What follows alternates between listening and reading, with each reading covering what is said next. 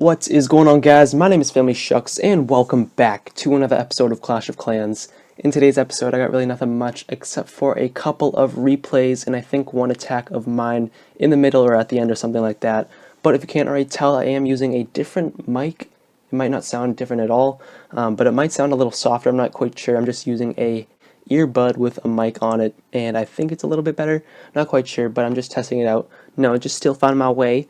But we can see right here for our first replay, we are with Infinity Blade attacking Stewie Griffin from Crucible Envy. And he's going to be using the Balloon and Minion strategy on this anti-hog base that was actually made and posted on the forums by my buddy Kamikaze from the Clan Speakeasy. I used this base a little bit, I tested it out myself, and it did pretty decent. Now I know that's a little contradicting, seeing that we're looking at a replay of a person using that exact base and Infinity just absolutely destroying it. I think Infinity manages to 100% this base, 3-star it, finishing it up with the heroes that he has, all level 20, and he's just going to go clean sweep this base, finishing up with his Barbarian King working on that lower cannon right there. His minion's going to end up flanking that Wizard Tower as it's focused on the Barbarian King, and that's going to finish up this raid for a nice 100% 3-star for 25 trophies. But now we're going to head on to my boy Rose, who found a dead base up at Crystal 1 worth 800,000 total resources. And you can't forget the 1,400 Dark Elixir plus the League bonus. Now standard procedure here, even though it is a dead base, he's going to first start off by luring out the heroes, pulling them off to this far left hand corner using some barbarians, and he's going to kill them out pretty soon before he starts his raid. So let's just watch these guys. He's going to place down a couple of barbarians, a couple of archers, and a couple of wizards, kind of like a low-cost maintenance of the Royals cleanup crew that Galadon and also a lot of high-level players use when using witches, and also some barbs and wizards. So now he's placing down two groups of hogs on this bottom left-hand corner of the base, and they're collectively going to work their way all the way around on the left-hand side. A few straggle off to the right, but the main group right here is on the left.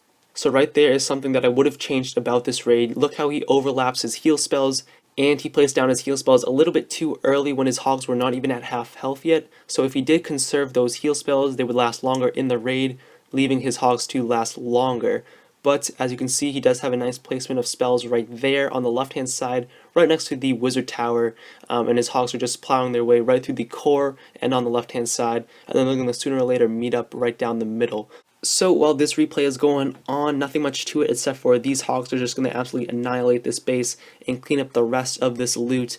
But yesterday I had a secret stream where I just popped on for like an hour or so and just chilled and just raided a little bit.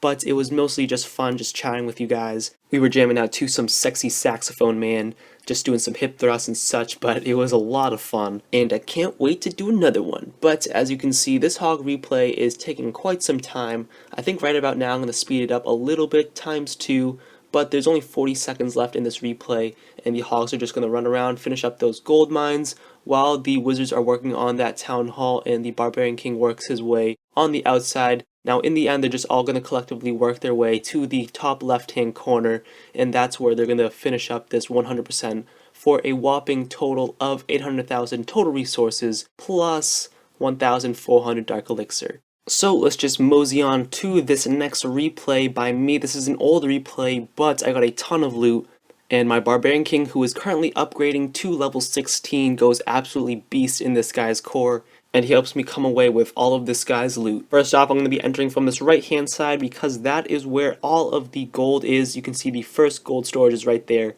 So right after I take out that, I can enter right into the core, and then that's when I can get the rest of the gold. So that's why I'm clearing out this right hand side. Now I placed down my giants a little bit too early because I thought that my barbarians would be able to take out that Tesla in time, but either way my wall breakers broke that T-junction right there to that cannon, and then they kind of went off to the side because I did kind of a poor wall breaker placement, and then that ends up pulling them all the way to the left, so that's why it went a little bit downhill from here. So for instance right here, I thought my wall breakers broke that compartment in time for my giants to start targeting that mortar, but apparently they didn't want to, and they were just like, hey, let's go investigate the random dildo tower that popped out of the ground.